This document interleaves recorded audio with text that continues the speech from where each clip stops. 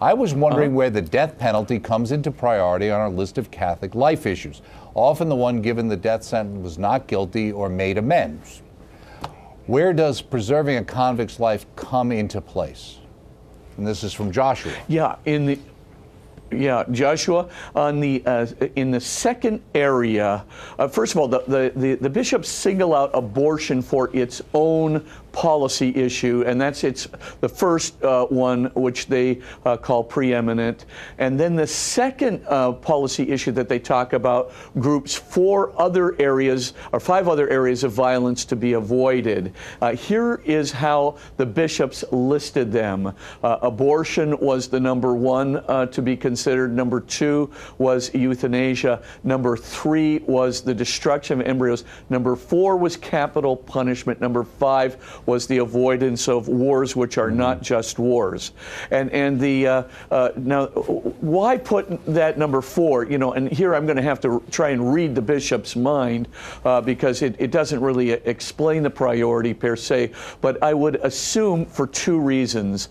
Number 1 is because there may have been a guilty party, and you are correct in saying that frequently enough, the person who is accused of a capital crime and could be given the death penalty may well be innocent, and the Innocence Project has certainly shown that to be the case. However, the bishops, would still say, if you're talking about killing an innocent life all the time, or you're talking about killing the elderly who've done nothing except, try to wade through the propaganda, about assisted suicide, or you're talking about destroying embryos that haven't even had a chance to live.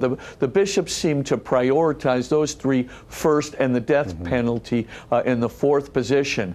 Now, with respect to that doesn't mean that the bishops don't care about the death penalty. Absolutely do, since the encyclical on the culture of life, remember, by St. John Paul. And what he, advocated was the following, which the U.S. Catholic bishops have followed, St. Pope John Paul II in. And that is, he said, look, it used to be the case that capital punishment was necessary, and the Church indeed did approve it for centuries, because, not because it was a deterrent, and certainly not because it was retributive. The Church has always rejected the idea that capital punishment was necessary, certainly for retribution. That goes against Jesus' teaching, which would mean, an eye for an eye and a tooth for a tooth. And also, as a deterrent, because that's never been proven. But it was necessary in order to prevent criminals from going back on the street, because there was no adequate way of guaranteeing or paying for life imprisonment on the part of capital offenders who had committed capital crimes. So for a long, long time, the Church did in fact permit it. But as St. John Paul said, at this juncture, it doesn't really seem as if any kind of capital punishment is necessary in order to prevent, a criminal who's likely to cause another, capital crime. It doesn't seem like that's really required anymore for the common good. So really, they have changed their position on capital punishment in light of the circumstances.